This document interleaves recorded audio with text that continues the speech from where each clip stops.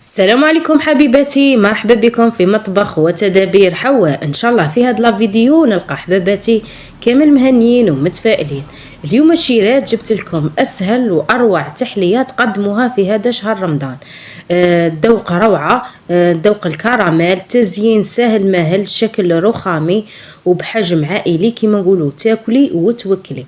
وهاد التحليه شيرات نجمو تسموها تحليه وتنجمو تسموها باتيسري بدون جينواز، سهله مهله ما تديلكمش الوقت وقيمه في البنه.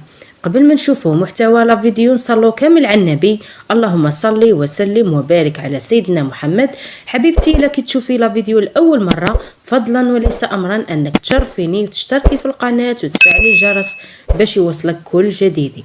حباباتي نتمنى لكم فرجه ممتعه.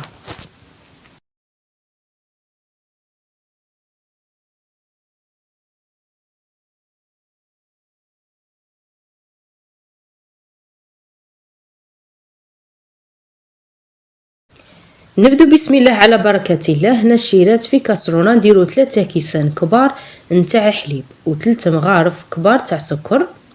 نخدمو كريم باتيسري سهله مهله وبنينه، ونزيدو 3 مغارف كبار معمرين مليح نتاع النشا او المايزينا، عمروهم غايه الغايه. 3 مغارف كبار، 3 كيسان حليب، 3 مغارف كبار سكر و3 مغارف كبار نشا او مايزينا، ونخلطوها غايه الغايه ونديروها في النار.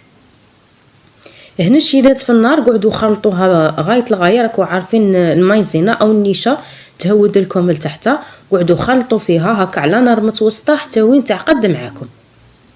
سهله مهله هاد الشيرات، هاد التحليه وصدقوني بحجم عائلي وناجحه من اول مره. هنايا صاي بدات تعقد معانا، نطفوا عليها غير تشوفوها تبدا تبقبق شويه، تبدا تعقد شويه طفوا عليها النار. هنا الشيرات نديرو مغرف معمره مليح تاع لافاني. هنا الشيرات درت مغرف معمره مليح لافاني ديروها مع التالي باش يقعد الريحه تاعها. ونزيدو مغرف معمره مليح تاع دهان ولا مارغارين ولا زبده اللي عندك باش تعطيها طراوه. ونخلطوها غايه الغايه تذوب معنا ديك الزبده.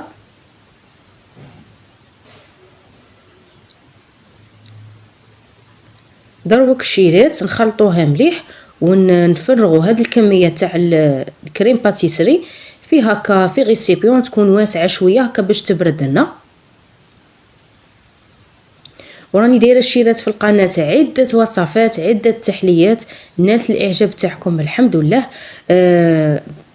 اللي بغات تشوف الفيديو الشيرات غادي ندير لكم الرابط اسفل الفيديو. ونشكركم بزاف على التحليه اللي فاتت اللي درتها من قبل هذه، نالت الاعجاب بزاف اخوات. نشكركم كامل اللي عجبتكم، ونشكركم كامل اللي جربتوها، وان شاء الله تاني هذه تعجبكم. هنا الشيرات فرغنا كامل الكميه اللي عندنا في هذا الغيسيبيون اللي تكون واسعه، ونغطوها بلاستيك يكون غذائي يكون نظيف، وغطوها يلق بالبلاستيك تكون كونتاكت مع الكريمه، لازم تتلامس مع الكريمه باش ما ديرليناش ديك القشره. بهذه الطريقه غطوها غايه الغايه وديروها في الفريجيدان وخلوها تبرد.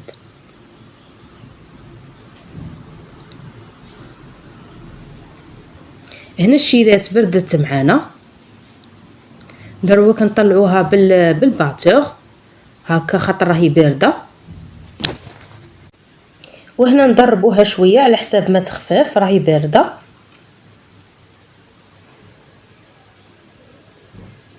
صدقوني الشيرات هاد الكريمه بنينه وسهله وغير مكلفه. نزيد كاس معمر مليح تاع شونتيي، والشونتيي الشيرات تكونوا ديجا درتوها في الكونجيلاتور.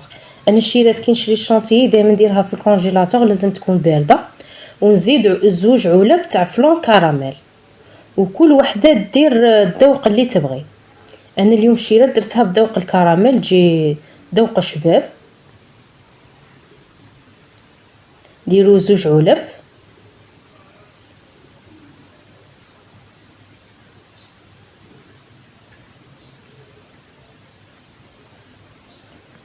دروك نضربوها مليح بالباتور.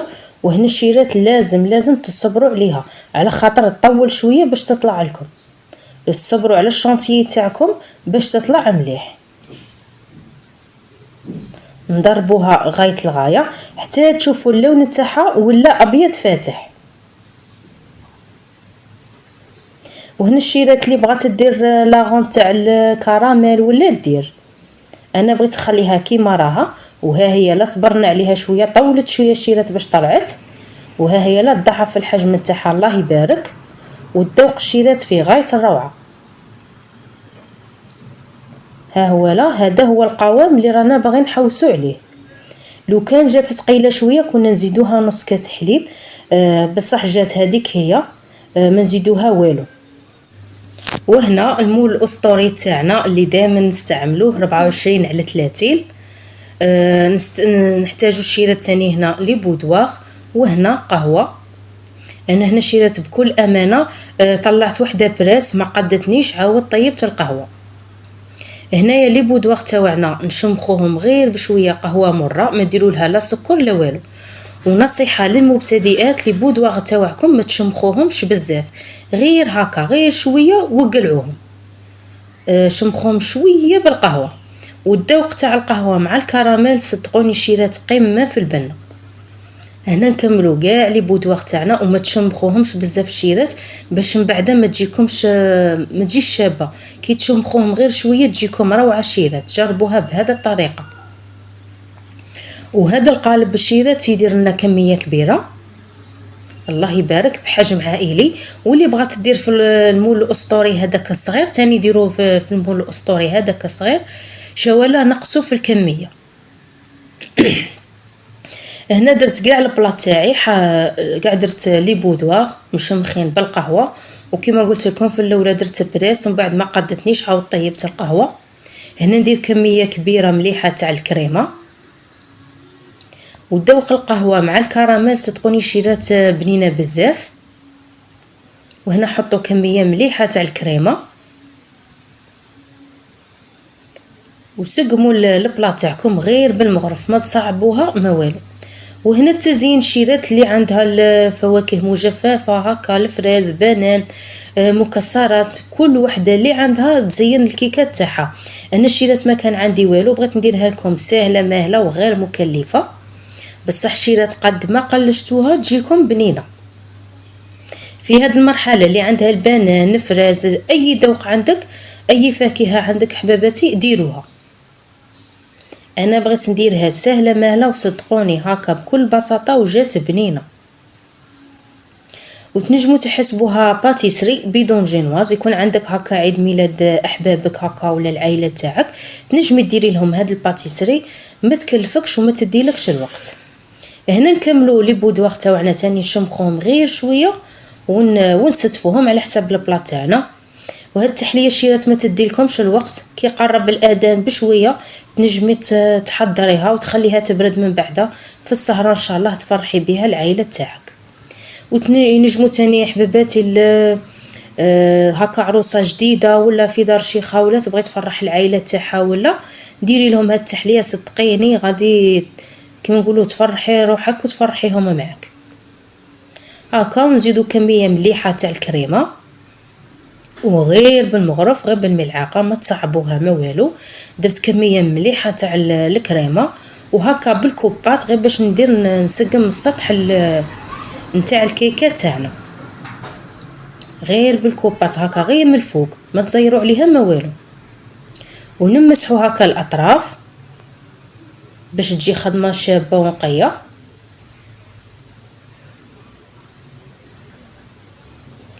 ونديروا لها تزيين ساهل ماهل خفيف، شكل رخامي راقي.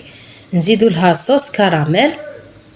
هاي لاصوص كراميل شيرات اللي بغات تشوف الوصفه بالتفصيل غادي ندير لكم الرابط اسفل الفيديو. وهنا غادي نقولها لكم هكا بالخفافي. درت نص كيس سكر كرملته، درت على نار متوسطه على حساب ما دابو تكرمل، وحرزوا الشيات باش ما يحرق لكمش. وزيدوا له كي يتكرمل زيدوا لها علبه تاع فلون كراميل، خلطوها مليح غايه الغايه، وزيدوا لها مغرف دهان ولا مغرف مارغرين، تتحصلوا على هذه صوص كراميل. وديروا لها هكا تزيين خفيف غير بالمغرف كيما هكا، وديروا هكا بشكل دائري تتحصلوا على شكل رخامي. ساهله مهله الشيرات، ما تديلكمش الوقت، وشكل راقي. وزينوا هالشيرات بالمكسرات اللي عندكم، قرقاع، لوز، كاوكاو. نجمو تاني ما ديروا لها والو، نجمو تاني ديروا لها الفاكهه هكا بانان، فراز ولا.